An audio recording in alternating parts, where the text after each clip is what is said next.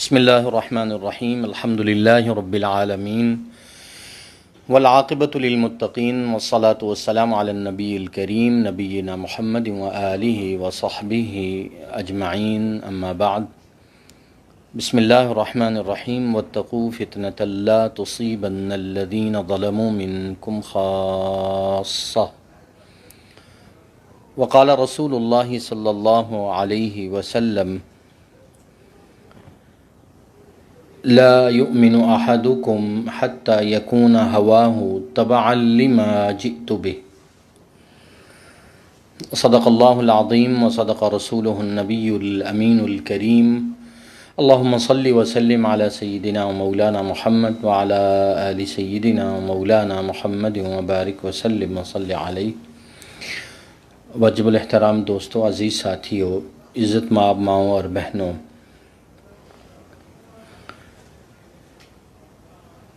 آج پہلی مرتبہ اس علاقے میں ہمیں تو ابھی پورا نام بھی یاد نہیں ہے، لیکن بہرحال دین کی نسبت سے ہمارے مولانا عمار ابراہیم صاحب کی دعوت پر اللہ جل شانہ نے بات کرنے کا موقع دیا ہے، تو دین کی نسبت سے بزرگوں کی موجودگی میں ان کی دعا سے چند باتیں آپ کے سامنے پیش کرنا مقصود ہے۔ اور جی، ہم آج جس موضوع پر بات کریں گے وہ ہے علم الفتن والملاحم کا۔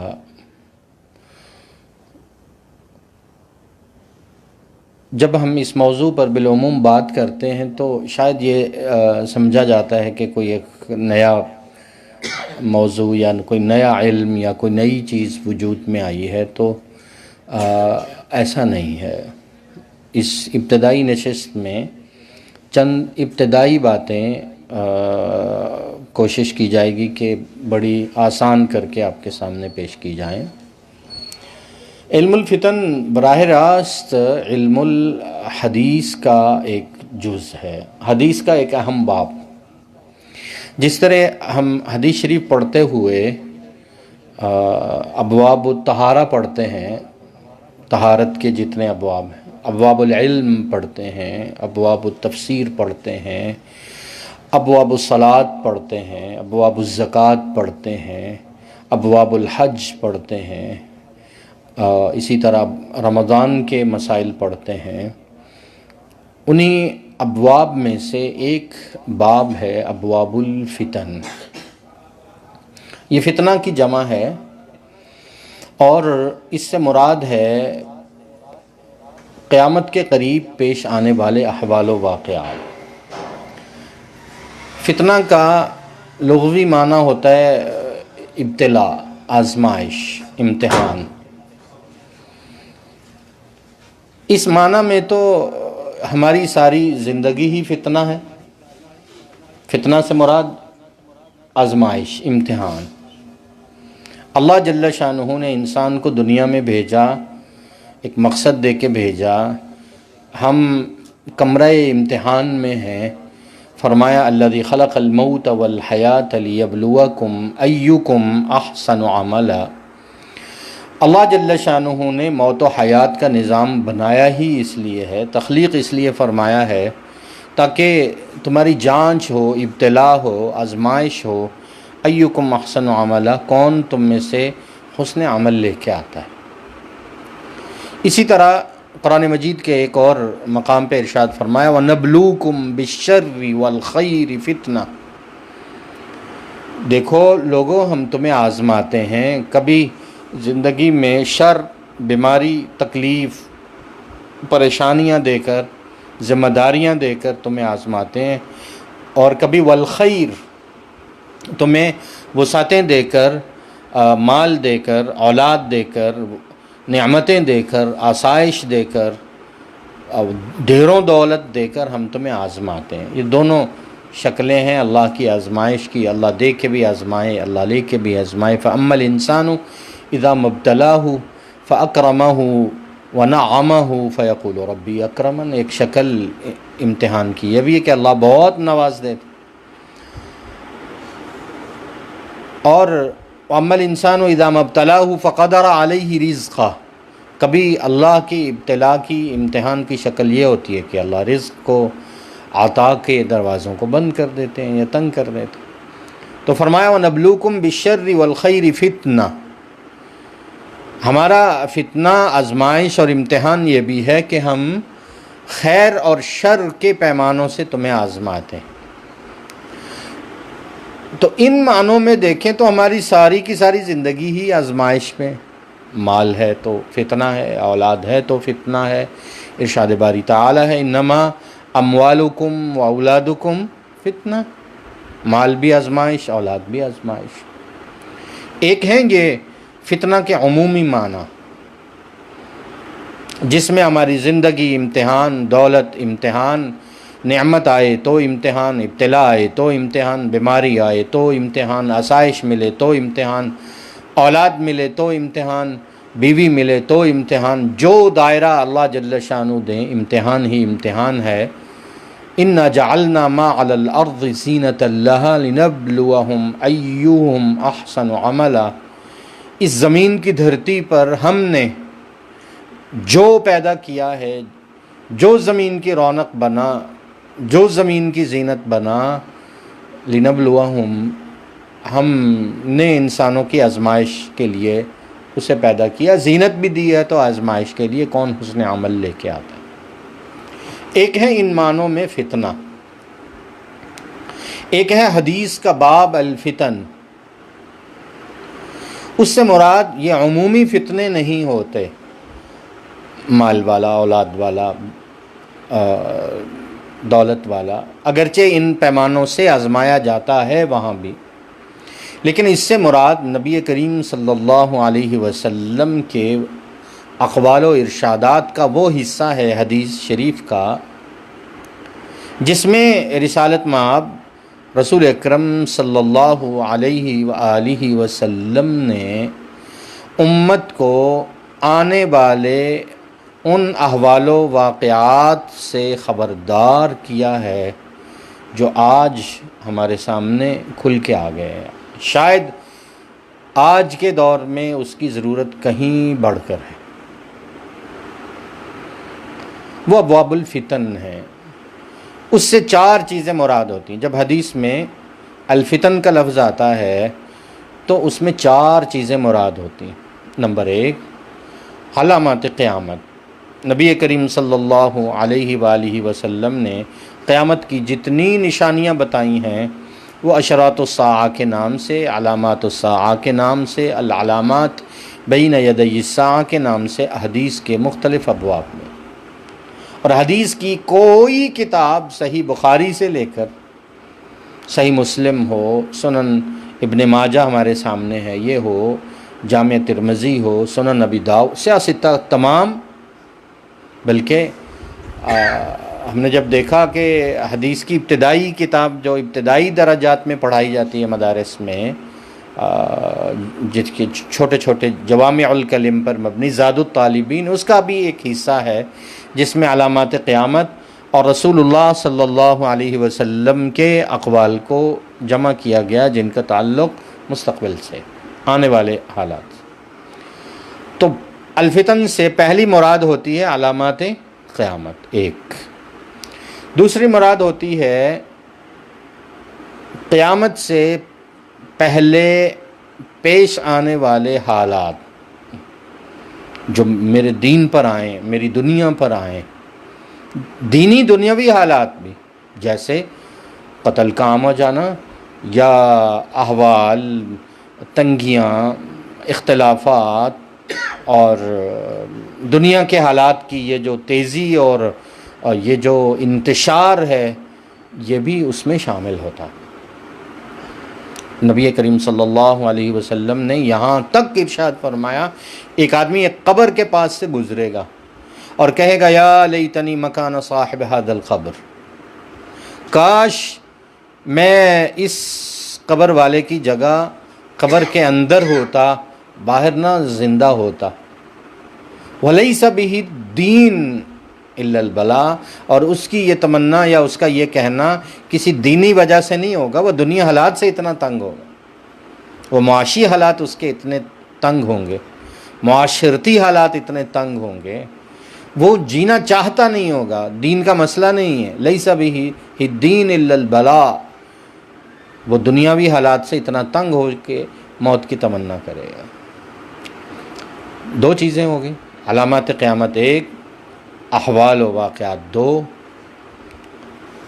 تیسرا انہی علامات قیامت کا ایک بڑا حصہ ابواب الفتن میں اس پر بحث ہوتی ہے، جسے کہا جاتا ہے الملاحم، خون ریز جنگیں، ملحمہ،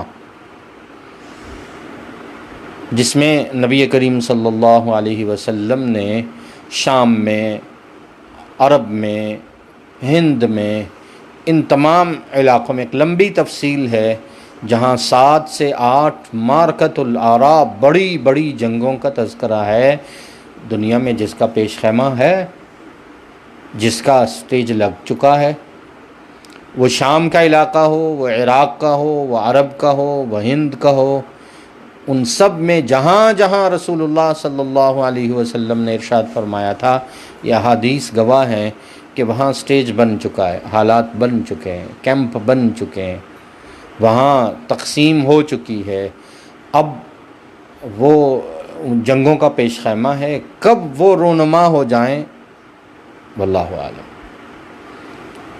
علامات قیامت ایک، احوال و واقعات دو، خونریز جنگیں تین، اور اس کے بعد نبی کریم صلی اللہ علیہ وسلم نے ان الفتن میں شمار فرمایا ان 4 شخصیات یا ان 4 آنے والے احوال و واقعات کا، جن میں سے 2 کا تعلق خیر سے ہے اور 2 کا تعلق شر سے ہے، اگرچہ یہ سب علامات قیامت کا بھی موضوع ہے۔ 2 خیر کی شخصیات، سیدنا حضرت مہدی علیہ الرضوان اور سیدنا حضرت مسیح عیسیٰ علیہ السلام کی آمد ثانی، ان کا دنیا میں نازل ہونا، جس میں قرآن و سنت کے دلائل اہل السنہ والجماعہ کا متفق عقیدہ۔ 2 شر کی شخصیات، دجال، اس کی جتنی تفصیلات ہیں وہ ابواب الفتن میں، اور چوتھا یاجوج و ماجوج، وہ پورا ایک قبیلہ جو شر پر مبنی ہے، جس کے قرآن میں بھی واضح طور پر آیات موجود ہیں، احادیث میں اس کی تفصیل موجود ہے، دنیا میں آنا اور اس کا شر و فساد کا برپا کرنا۔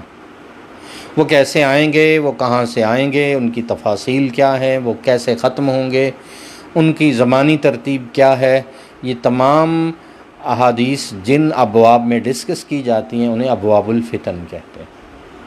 لہٰذا جتنے بھی محدثین ہیں انہوں نے اپنی اپنی کتب میں ان کو جگہ دی ہے۔ صحیح بخاری میں کتاب الفتن، صحیح مسلم میں کتاب الفتن و اشراط الساعہ، جامع ترمذی میں ابواب الفتن عن رسول اللہ صلی اللہ علیہ وسلم، سنن ابن ماجہ ابواب الفتن، سنن نسائی میں مختلف ناموں سے، سنن ابی داؤد میں ابواب الفتن الگ ہیں، کتاب الملاحم الگ ہے، کتاب باب ما جاء فی المہدی الگ ہے، یہ مختلف ابواب سے۔ مشکوٰۃ شریف میں دیکھ لیں، باب العلامات بین یدی الساعہ، باب اشراط الساعہ، ان سب میں۔ تو یہ تو تھا تعارف کے علم الفتن الگ سے کوئی ایجاد شدہ نیا علم نہیں، حدیث پاک کا ایک اہم ترین حصہ ہے جس کا تعلق ہمارے حال سے ہے یا مستقبل سے، آنے والے واقعات سے۔ تو بجائے اس کے کہ کوئی انسان اپنی طرف سے جو ہے وہ اندازے لگائے، تخمینے لگائے، چونکہ چنانچہ کرے، دعوے کرے، بہتر یہ ہے کہ اس کو جتنی تفاصیل احادیث میں موجود ہیں ان کو وہاں سے دیکھے، اور جتنی بھی مستند روایات ہیں ان کا علم ہونا چاہیے۔ اب آتے ہیں اس بات کی طرف کہ کیوں، اس کی حیثیت کیا ہے ہمارے عقائد میں۔ تو یاد رکھیے، ہم اسے اختیاری مضمون سمجھ رہے ہیں کہ کوئی یا اسے یاد کر لے، کوئی نہ کرے، تو بھائیو ایسا نہیں ہے، یہ اختیاری مضمون نہیں ہے، یہ لازمی مضمون ہے، اس لیے کہ لازمی مضمون دین میں وہ ہوتا ہے جس کا تعلق عقیدے سے ہو، اور ان تمام تفصیلات کا موٹا موٹا ایمان لانا اور جاننا تو ہر مسلمان مرد و عورت پر لازم ہے، اور اس کی تمام تفصیلات اور جزیات سے آگاہ ہونا ایک عالم دین کی ذمہ داری ہے۔ تو قرآن مجید میں 3 ہی موضوع ہیں: توحید اور اس کے متعلقات، رسالت اور اس کے متعلقات، قیامت اور اس کے متعلقات۔ لہذا علامات قیامت یا ابواب الفتن کا تعلق کس سے ہوگا بھلے؟ تیسرے سے، قیامت اور اس کے متعلقات سے۔ اور جیسا کہ میں نے عرض کیا کہ حدیث کی کوئی بھی کتاب ان ابواب سے خالی نہیں، ان میں یہ موجود ہے۔ اسی طرح یہ بھی یاد رکھیے کہ عقیدے کی بھی کوئی کتاب ایسی نہیں ہے جس میں ابواب الفتن نہ ہو، وہ عربی میں ہو، یعنی ہم اپنی ماخذ کتابوں، کتاب العقائد کو دیکھ لیں، شرح عقائد کو دیکھ لیں، عقیدہ طحاویہ کو دیکھ لیں، عقیدہ شرح سفارینی کو دیکھ لیں، عقیدہ امام سفارینی رحمہ اللہ اس کو دیکھ لیں، اردو میں ایک بڑا ذخیرہ عقائد اسلام حضرت کاندلوی رحمہ اللہ کی دیکھ لیں، عقائد کتاب العقائد مولانا یوسف الطولی رحمہ اللہ کی دیکھ لیں، مدارس میں عقیدے کی اردو عربی کی کوئی بھی قدیم جدید کتاب ایسی نہیں ہے جس میں یہ موجود نہ ہو اور اس میں لکھا ہو کہ ان باتوں کا جاننا ہر مسلمان مرد عورت کے لیے لازم ہے۔ نزول عیسیٰ کا عقیدہ ہو تو وہ براہ راست ہمارے ایمان کا ہے، حضرت مہدی علیہ الرضوان کے متعلق ہو تو پڑھ لیجئے اس کی حیثیت کیا ہے، خروج یاجوج۔ اچھا، ان کا تفصیلات اگرچہ احادیث میں ہیں اور بعض احادیث خبر واحد کے درجے کی ہیں، لیکن عجیب تر بات یہ ہے کہ اس کا لنک ان کی آیات خواہ ایک ہی کیوں نہ ہو، دابۃ الارض کی کیوں نہ ہو، یاجوج موجوج کی 2-3 آیات کیوں نہ ہوں، قرآن مجید میں اللہ جل شانہ نے انہیں شامل ضرور فرما دیا ہے اگرچہ ان کی تفصیلات احادیث میں ہیں۔ اب دابۃ الارض، زمین سے ایک بہت بڑا جانور نکلے گا، آیت سورہ النمل 20واں پارہ آیت نمبر 82 قرآن مجید میں موجود ہے، تفصیلات احادیث میں، مزید تفصیلات دیگر کتابوں میں بھی موجود ہیں۔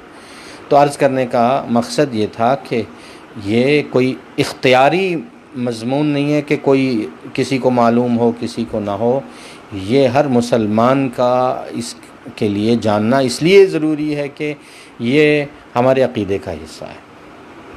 مزے کی بات یاد رکھنا آسان رہے گا، جس طرح قرآن مجید کا ایک خلاصہ ہے سورہ الفاتحہ، ہم کہتے ہیں یہ انتصاب ہے، یہ القرآن ہے، الکتاب ہے، سورہ الفاتحہ میں تمام مضامین موجود ہیں۔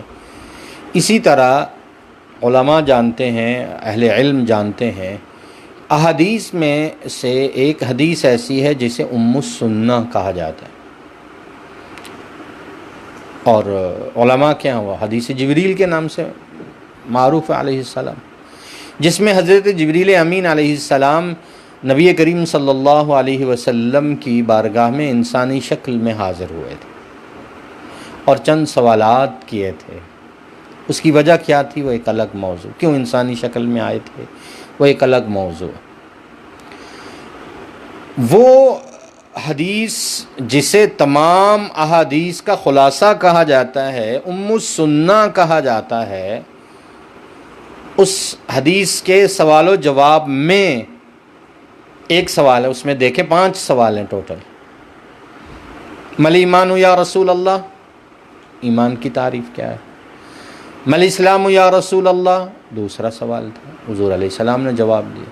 مل احسان یا رسول اللہ، رسول اللہ نے جواب دیا صلی اللہ علیہ وسلم۔ ایمان کی تعریف، اسلام کی تعریف، احسان کی تعریف۔ چوتھا سوال تھا کہ قیامت کب قائم؟ تو نبی کریم صلی اللہ علیہ وسلم نے ارشاد فرمایا کہ مل مسئول عنہا بعلم من السائل، قیامت کا علم اللہ کے سوا کسی کے پاس نہیں، اس میں سائل اور مسئول برابر ہے۔ الیہ یرد علم الساعہ ان اللہ عندہ علم الساعہ۔ 5واں سوال فوراً جبریل امین علیہ السلام نے کیا، فَأَخْبِرْنِي عَنْ أَمَارَاتِهَا، اے اللہ کے رسول قیامت کی اگر وقت کا تعین نہیں ہے تو قیامت کی نشانیاں ہی بتلا دیجئے۔ تو نبی کریم صلی اللہ علیہ وسلم نے قیامت کی نشانیاں بتائیں، اور وہ ہے، یہ وہ موضوع نہیں ہے، وہ ایک لمبی بات ہے۔ رسول اللہ صلی اللہ علیہ وسلم نے فرمایا جب تم ننگے بدن، ننگے قدم اور ریوڑ چرانے والے، بکریوں کے چرانے والوں کو دیکھو کہ وہ دنیا میں لمبی لمبی عمارتیں بنا رہے ہیں اور ان پہ فخر کر رہے ہیں عرب، تو سمجھ لینا قیامت قریب۔ اسی طرح فرمایا تلد الامۃ ربتہا، دنیا کے احوال و واقعات جس میں ماؤں کی نافرمانی ہو رہی ہو، گھر گھر کا مسئلہ ہو، تو قیامت قریب ہوگی۔ یہاں بتانے کا مقصد یہ ہے، یہ حدیث بھی ہمارا موضوع نہیں ہے، کہ ام السنہ وہ حدیث جو تمام احادیث کی بنیاد ہے، حدیث جبریل، اس میں بھی قیامت اور علامات قیامت کا موضوع شامل ہے، ہمارے عقائد کا حصہ ہے۔ جس طرح ایمان کا جاننا ضروری ہے، اسلام کا جاننا ضروری ہے، اعمال کا جاننا ضروری ہے، احسان کا جاننا ضروری ہے، اسی طرح علامات قیامت اور اس وقت اور اس بارے میں علم رکھنا ضروری ہے۔ اگلی بات، نبی کریم صلی اللہ علیہ وسلم نے اپنی حیات طیبہ میں اسے کیا اہمیت دی ہے، سیرت پہ آپ مطالعہ کریں تو آپ حیران ہو جائیں گے۔ سیرت کی کتاب نہیں، احادیث میں نبی کریم صلی اللہ علیہ وسلم کا معمول درج ہے، صحیح مسلم ہے، کتاب الفتن و اشراط الساعہ ہے، اور آپ حیران ہوں گے۔ نبی کریم صلی اللہ علیہ وآلہ وسلم کے بہت سے خطبات معروف ہیں۔ حضور علیہ السلام نے جمعہ کے بھی خطبے ارشاد فرمائے، بعض خطبے حدیث میں رسول اللہ صلی اللہ علیہ وآلہ وسلم کے عید کے منقول، بڑی بہترین واضح نصیحت۔ تبوک کا خطبہ سیرت میں بہت بڑا مقام رکھتا ہے، اور پھر سیرت کا سب سے معروف خطبہ حجۃ الوداع ہے، جس میں نبی کریم صلی اللہ علیہ وسلم نے بہت خوبصورت امن عالم کا پورا اس میں چارٹ ہے، پوری اس میں تفصیلات ہیں، اور دنیا آج تک حیران ہے کہ چند لفظوں میں نبی کریم صلی اللہ علیہ وسلم نے پوری انسانیت کو کتنا آنے والی رہتی دنیا تک کے لیے وہ الفاظ ہمیشہ تک کے لیے امر ہو گئے۔ ایسا شاندار خطبہ۔ وہیں امت کے مرد و عورت کو یہ معلوم ہونا چاہیے کہ نبی کریم صلی اللہ علیہ وسلم کا ایک طویل ترین خطبہ حیات طیبہ کا وہ الفتن پر ہے، ان احوال پر ہے۔ کتاب الفتن اشراط الساعہ، صحیح مسلم جلد 2، اور اس کی ابتدائی احادیث میں ہے، راوی حضرت عمر بن اخطب الانصاری رضی اللہ عنہ ہیں، اور غور کیجئے گا کہ وہ فرماتے ہیں کہ رسول اللہ صلی اللہ علیہ وسلم نے ایک دن فجر کی نماز پڑھائی، اور فجر کی نماز کے بعد ہمیں خطبہ دینا شروع فرمایا۔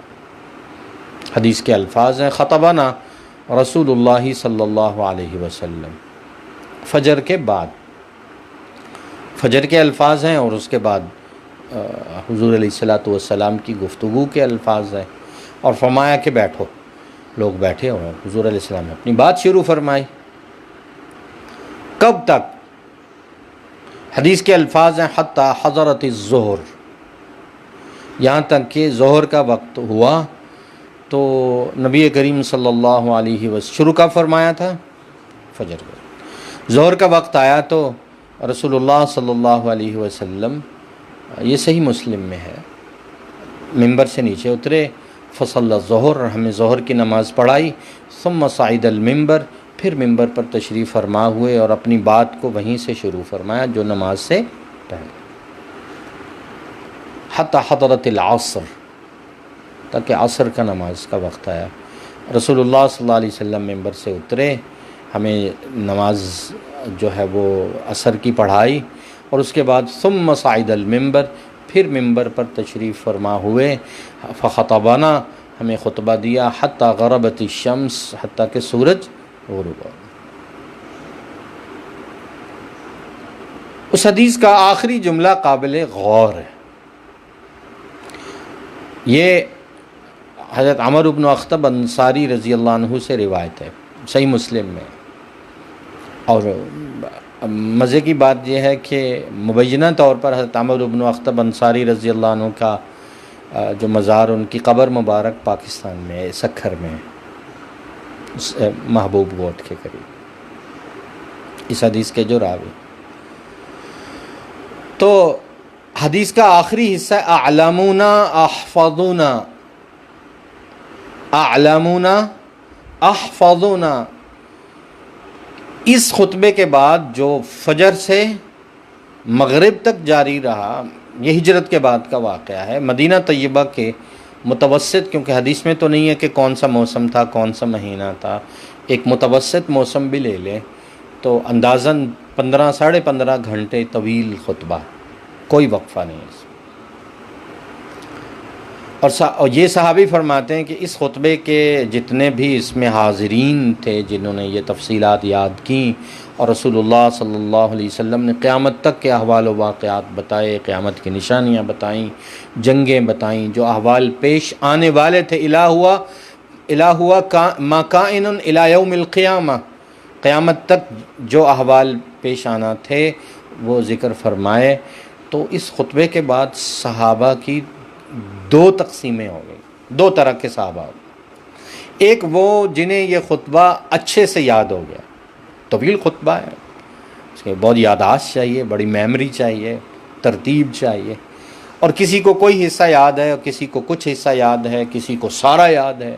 حضرت حذیفہ بن الیمان رضی اللہ عنہ ان صحابہ میں سے ہیں جو صاحب سر رسول اللہ صلی اللہ علیہ وسلم، ان کو سب سے زیادہ یاد۔ تو صحابی رسول کیا فرماتے ہیں؟ اعلمونا احفظنا، ہم صحابہ میں بڑا عالم اسے سمجھتے ہیں جسے یہ خطبہ جتنا زیادہ یاد، کہ وہ علم کا اتنا بڑا باب اور علم کا اتنا بڑا خزانہ ہے۔ جہاں ہم سیرت کے دیگر واقعات پڑھتے ہیں، ہمیں معلوم ہے خطبہ حجۃ الوداع ہمارے ایمان کا حصہ ہے اور سیرت کا حصہ ہے۔ ان سب احوال و واقعات سے باخبر ہونا ہماری ذمہ داری ہے۔ خطبہ تبوک ہمیں یاد ہونا چاہیے، حضور علیہ السلام کے دیگر اقوال و ارشادات جس کا تعلق ہماری حیات سے۔ لیکن وہیں اگر ہم حضور علیہ الصلاۃ والسلام کے اس خطبہ طویل سے نابلد ہوں، ہمیں علم بھی نہ ہو اور کبھی زندگی میں توجہ ہی نہ ہو، کبھی ہم نے پڑھا اور یاد ہی نہ کیا ہو، تو کتنی بڑی محرومی ہوگی۔ اور بالخصوص جب اس کا تعلق ہمارے مستقبل سے ہو، وہ واقعات ہمارے ساتھ پیش آنے والے ہوں، ہماری نسلوں کے ساتھ پیش آنے والے ہوں، ہمارے بچوں کے ساتھ پیش آنے والے ہوں، تو پھر ہم سے بڑا محروم شاید ہی کوئی ہو کہ ہمارے پاس رسول اللہ صلی اللہ علیہ وسلم کے مستند، با متن، با سند، با روایت، سیاہ ستہ میں، حدیث کی ان صحیح ترین کتابوں میں، ان 6 کتابوں میں ہم نے کتاب ترتیب دی، مولانا تشریف لائے تھے، ہمارے پاس PDF میں ہے، 40 روایات کو ابتدائی طور پہ جمع کیا، جو ساری کی ساری سیاہ ستہ سے ہیں، بلکہ 40 میں سے 28 جو ہے متفق علیہ جو صرف بخاری و مسلم سے ہیں، کہ چلیں ابتدائی طور پر 40 احادیث تو مختصراً لوگوں کے سامنے ہوں، پھر اس سے آگے سیاستہ، صرف سیاستہ کے اندر دیکھیں تو 500 سے زائد روایات۔ کتب احادیث میں جن کا جو معروف متداول کتب میں جو ہمارے ہاں پڑھائی جاتی ہیں، ان میں ان کی تعداد 1400 سے زائد،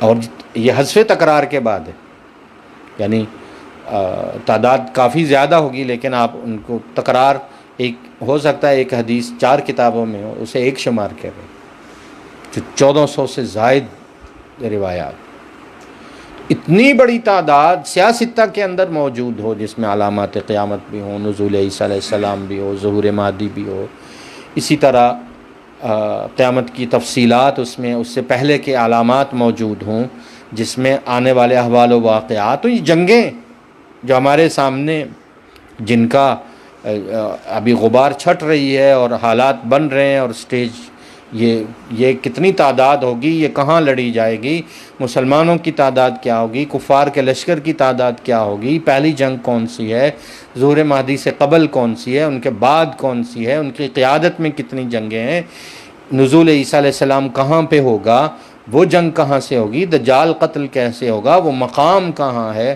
رسول اللہ صلی اللہ علیہ وسلم نے جو ارشاد فرمایا، جس مقام میں اس ملعون کے قتل ہونے کا تذکرہ ہے، رسول اللہ صلی اللہ علیہ وسلم نے اس کا ذکر فرمایا۔ آج دنیا کے نقشے میں وہ شہر اسی نام سے موجود ہے جسے آپ کے میرے حبیب صلی اللہ علیہ وسلم نے 1400 سال پہلے اپنی زبان اطہر سے جو نام ارشاد فرمایا۔ حدیث میں باب لد آئے گا، دنیا کے نقشے میں آپ سرچ کریں، آپ کے سامنے وہ علاقہ آ جائے گا۔ آپ حیران ہوں گے کہ اچھا حضور علیہ الصلاۃ والسلام نے 1400 سال پہلے ارشاد، اچھا یہ شہر بنا کب ہے؟ آپ دیکھیں گے کہ کوئی 100 سال پہلے بن رہا ہے، کوئی 125 سال پہلے ہے، کوئی 150 سال پہلے ہے، کوئی بستی، یعنی وہ ان بستیوں کا وجود بھی رسالت مآب نبی کریم صلی اللہ علیہ وسلم کے اس فرمان سے صدیاں بعد آیا، اور دنیا میں آج اسی نام کے ساتھ وہ موجود، اور وہ روایات سیاستہ میں ہو۔ تو یہ ساری تفاصیل موجود ہیں۔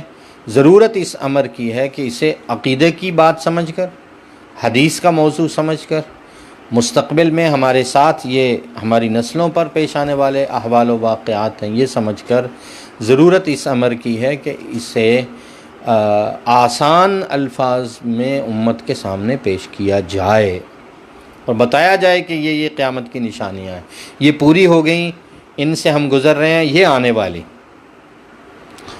اور علماء امت نے اس پر اتنا کام کیا ہے، نئے کام کی ضرورت ہی نہیں ہے، اس کام کو جمع کر کے ان کو، یعنی ہم سنن ابن ماجہ، یہ میرے سامنے آ گئی مولانا کی اس میں ٹیبل پہ پڑی ہوئی تھی، میں ساتھ لے آیا۔ اس سنن ابن ماجہ میں حدیث نمبر 4076 4076 حدیث نمبر ہے، وہ دجال کے متعلق ہے، وہ سارا ابواب الفتن ہے، 4076 کا۔ اس کے آخر میں ایک امام ابن ماجہ رحمۃ اللہ علیہ نے ایک چھوٹا سا نوٹ دیا ہے، چھوٹا سا حدیث ختم ہو جاتی ہے، دجال آئے گا، یوں قتل ہوگا، یوں ہوگا، یوں ہوگا۔ تو یہ بشرا کا ہے نا چھپ، اس کا بنے گا صفحہ 820۔ اس میں امام ابن ماجہ رحمہ اللہ نے جو پرانا چھاپا ہے اس کا صفحہ 299 ہے، جو نیا چھپا ہے تو صفحہ 820، جس میں امام ابن ماجہ رحمہ اللہ نے دجال کی تمام روایات کو جمع کرنے کے بعد ایک چھوٹا سا نوٹ دیا ہے، اور امام ابن ماجہ رحمہ اللہ نے،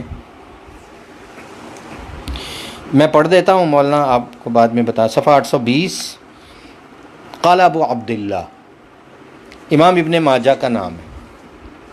تو امام ابن ماجہ ابو عبداللہ محمد ابن یزید ابن ماجہ القزوینی رحمہ اللہ فرماتے ہیں کہ یہ احادیث جب ہم نے پڑھی اپنے استاد ابو الحسن الطنافسی سے، اور انہوں نے یہ حدیث پڑھی عبد الرحمن المحاربی سے، انہوں نے کہا کہ دیکھو اب یہ آ رہے ہیں 300 ہجری کے، 303 ہجری میں امام ابن ماجہ رحمہ اللہ کی وفات، ٹھیک ہے، آج سے کتنے 100 سال پہلے ہو گیا جناب؟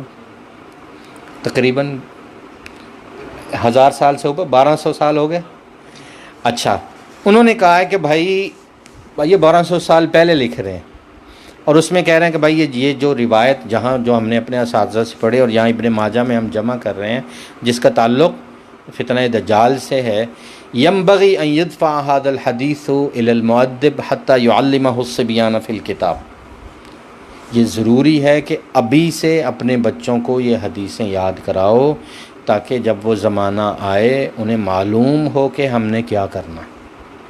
اور یہ بطور نصاب کے حتیٰ یعلمہ الصبیان فی الکتاب، چھوٹے بچوں کو بطور نصاب کے پڑھاؤ تاکہ فتنے کے زمانے میں ان کا ایمان ضائع نہ ہو، وہ رسول اللہ صلی اللہ علیہ وسلم کے اقوال سے فائدہ اٹھائیں اور اپنے ایمان کو بچا سکیں.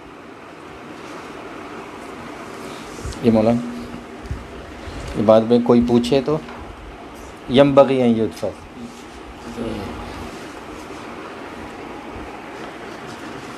یہ اب ابن ماجہ تو سیاستہ میں شامل ہے، اور امام ابن ماجہ رحمۃ اللہ علیہ نے اس میں یہ نوٹ دیا ہے اپنی طرف سے، اور کہا ہے کہ یہ میرے استاد اور ان کو ان کے استاد یہ مشورہ دیا کرتے تھے.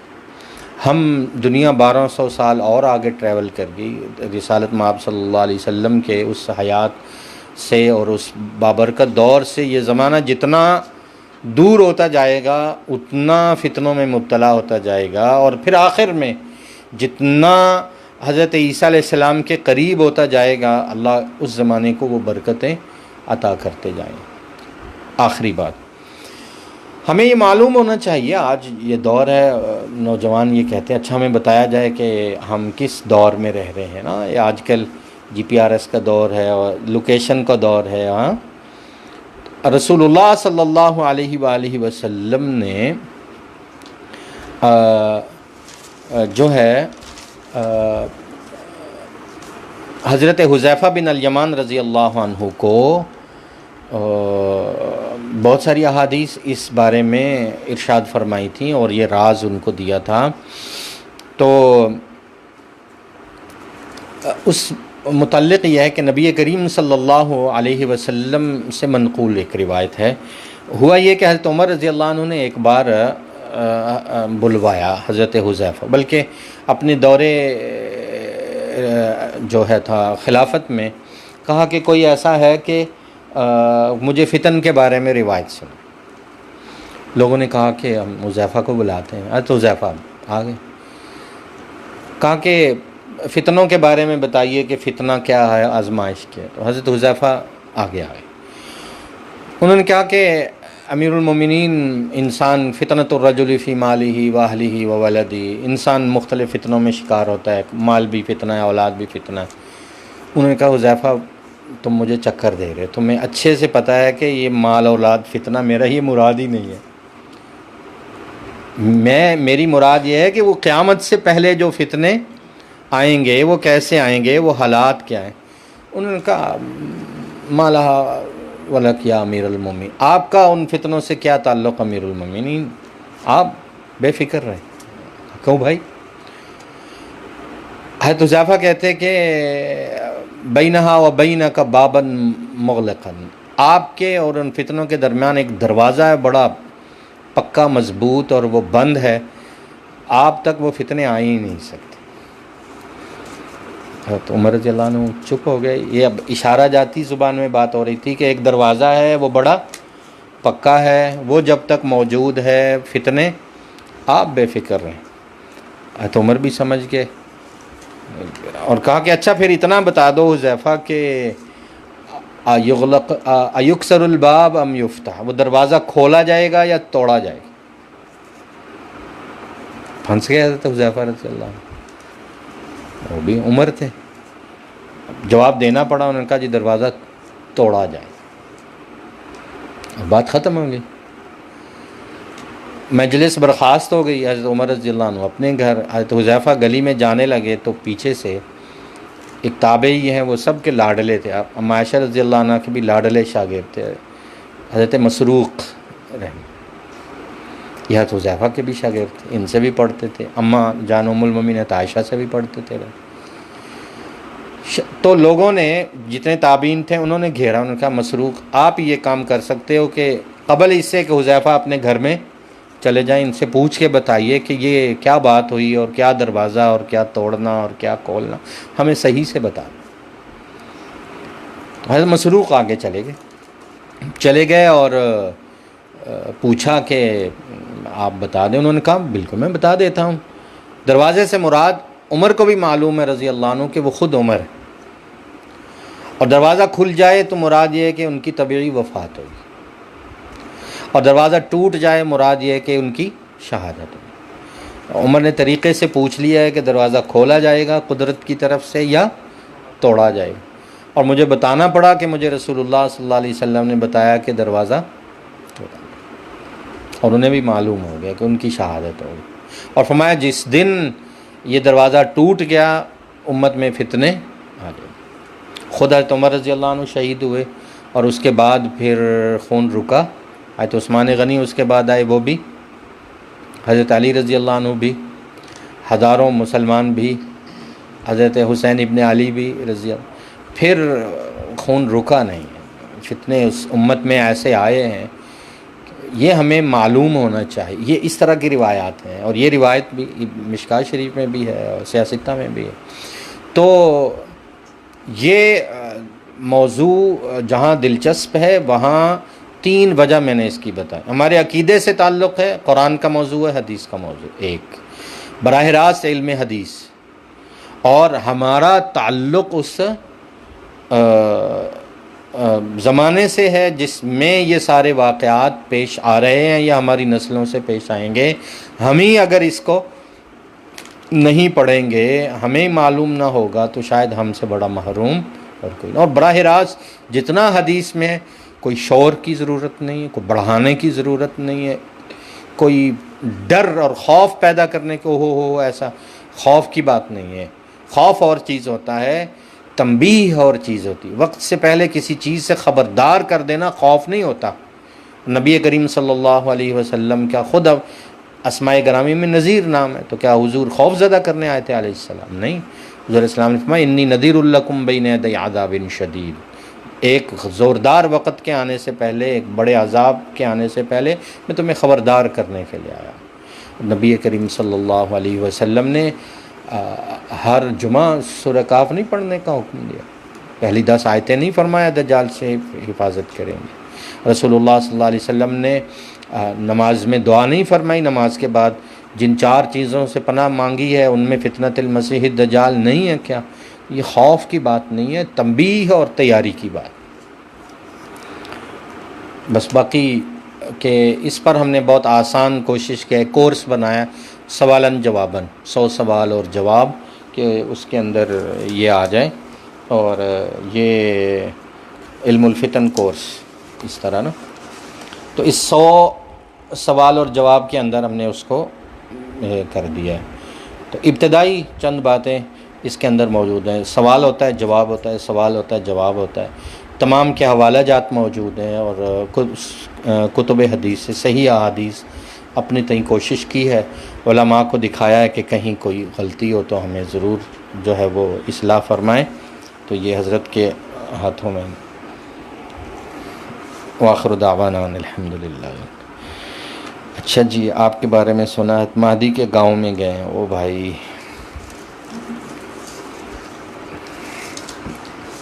پھر سے خراسان کالی جھنڈے والے، یہ روایت ضعیف ہے، اور جب اس کا وقت آئے گا تو اللہ جل شانہ وہاں سے لوگ پیدا کر دیں گے۔ ابھی تک حدیث کے مطابق کوئی اس کا مصداق بالتعیین ہمارے سامنے ابھی تک نہیں۔ اگر روایت کو درست مان بھی لیا جائے تو ابھی وہ وقت نہیں ہے۔ کچھ لوگ کہتے ہیں کہ ایران اسرائیل جنگ میں کالے جھنڈے نہیں، ایسا کوئی، یہ وہ وقت ابھی بہت دور ہے جی۔ امام مہدی اور حضرت عیسیٰ علیہ السلام کے متعلق من گھڑت روایات، اس میں صرف یہ ہے کہ آپ ابتدائی طور پر سیاستہ میں رہیں۔ سیاستہ میں 2 طرح کی روایات، ایک وہ ہیں جن کا تعلق احادیث متواترہ سے ہے، جس میں ان کا آنا تفصیلات کی بجائے وہ عقیدے کی بات ہے۔ حضور علیہ السلام نے قسم دے کے فرمایا، اللہ کی قسم والذی نفسی بیدہ، جس کے قبضہ قدرت میں میری جان ہے، لینزلن عیسیٰ ابن مریم فیکم حکما عدلا مقسطا کے الفاظ، اللہ کی قسم وہ اتریں گے۔ تو ایک تو ہے اس طرح کی، تفصیل نہیں ہے، تو ایک ہے حدیث متواتر، ایک ہے اخبار احاد، خبر واحد، وہ اس درجے کی ہیں لیکن وہ بھی ثابت ہے۔ تو سب سے پہلے یہی جاننا ضروری ہے کہ کم از کم امت مسلمہ جتنی بھی سیاستہ کی روایات ہیں، اگر انہیں اچھے سے پڑھ لے تو جیسے میں نے عرض کیا کہ 1000 سے زائد روایات ہیں، تو کوئی تھوڑا علم نہیں ہے اس کے اندر، تھوڑی تفصیل نہیں ہے۔ سورہ روم میں یہودیوں کو ڈھیل دینے کا تذکرہ ہے۔ اول تو سورہ روم میں یہ نہیں ہے، سورہ آل عمران میں الا بحبل من اللہ وحبل من الناس، تو وہ ڈھیل تب تک ہے جب تک خود مسلمان سوئے ہوئے۔ جس دن یہ شیر جاگ گیا اور یہ اپنی اصل پہ آ گیا تو بس وہی اس دن ان کی ڈھیل ختم ہو جائے گی۔ الا بحبل من اللہ وحبل من الناس۔ دجال کی صحابی سے ملاقات، اس میں تفصیل موجود ہے۔ حضرت تمیم داری رضی اللہ عنہ کی دجال سے ملاقات ہو چکی ہے۔ دجال آج کا نہیں ہے، دجال کی پیدائش کب ہوئی ہے، یہ کس زمانے میں آیا ہے، یہ پیدا ہو چکا ہے، یہ کس جنس سے ہے، کس نسل کا ہے، اس کا اماں ابا کون ہے، یہ تمام سیاستہ میں موجود ہے، اور اس کتاب میں کچھ تفصیل اس کی موجود ہے۔ وہ ایک لمبی بات ہے کہ وہ حضرت تمیم داری رضی اللہ عنہ سے ملاقات کیا ہوئی، اس نے خود سوال بھی کیے دجال نے حضرت تمیم داری رضی اللہ عنہ سے، اور حضرت تمیم داری رضی اللہ عنہ کو اسلام کی دعوت بھی دجال نے دی، تب تک وہ مسلمان نہیں تھے۔ جب ملاقات ہو رہی تھی تو دجال نے کہا کہ میرے آنے سے پہلے چنگے رہ جاؤ، کہ جاؤ مدینہ میں، وہ اگر آ چکے ہیں تو جا کے کلمہ پڑھ لو، خیر اللہ من یطیعوا، میرے آنے سے پہلے ان کی اطاعت کر لو، اچھے رہ جاؤ۔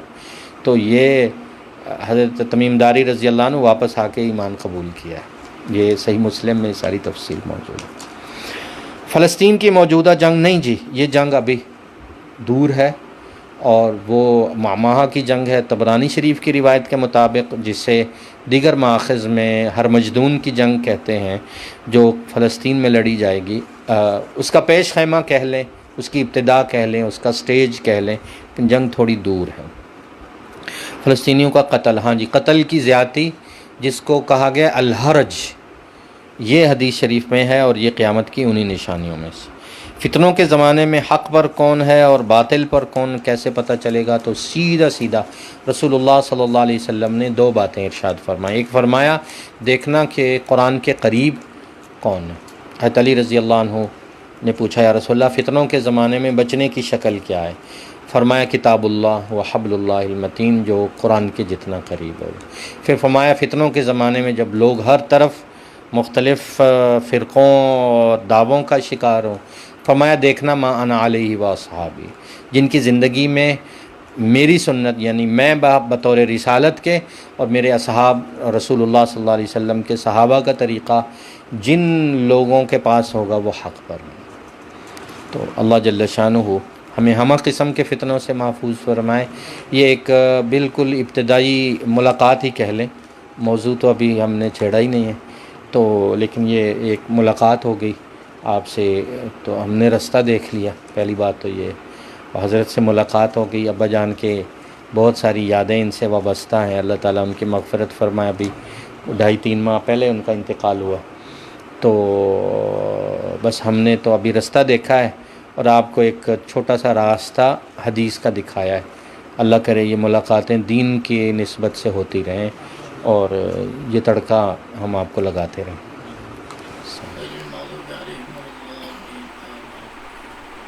اللهم صل على سيدنا محمد النبي الأمي وآله وبارك وسلم. ربنا آتنا في الدنيا حسنة وفي الآخرة حسنة وقنا عذاب النار. رب اغفر وارحم وأنت خير الراحمين. يا رب لك الحمد كما أنت أهله، فصل على محمد كما أنت أهله، وافعل بنا ما أنت أهله، فإنك أنت أهل التقوى والمغفرة. آمین یا الہی ہم سب کے صغیرہ کبیرہ گناہوں کو معاف فرما۔ آمین۔ یا اللہ ہم میں سے جس کے والدین، عزیز و قارب، رشتہ دار، بہن بھائی جو دنیا سے رخصت ہو چکے، اللہ ہم سب کی بخشش فرما، ہم سب کو جنت الفردوس نصیب فرما۔ اللہ پاک اس مجمع کے جتنے پریشان حال ہیں ان کی پریشانی کو دور فرما، حاضرین کی تمام جائز حاجات کو ان سے پورا فرما۔ جن دوستوں نے دعاؤں کے لیے کہا تشریف فرما، یا اللہ سب کی جائز حاجات کو اپنے پورے کرنے سے فرما۔ آمین۔ جن اساتذہ سے ہم نے علم سیکھا ہے، دنیا سے رخصت ہو گیا، اللہ ان کی درجات کو بلند فرما۔ اللہ پاک ہم سب کو آخرت کی تیاری کی توفیق نصیب فرما. جو کچھ سنا ہے اللہ پاک ہمیں اس پر عمل کی توفیق نصیب فرما. حضرت نے جو باتیں بتائی ہیں اللہ پاک ان کے اوپر ہمیں عمل کرنے کی اللہ توفیق نصیب فرمائے. حضرت کے علم میں اللہ پاک اضافہ فرمائے. اللہ پاک ہماری دعاؤں کو قبول فرما. رب اغفر وارحم انت خیر الراحمین. رب ارحمهما كما ربياني صغيرا. وصلى الله تعالى على خير خلقه سيدنا مولانا محمد وآله وصحبه أجمعين برحمتك يا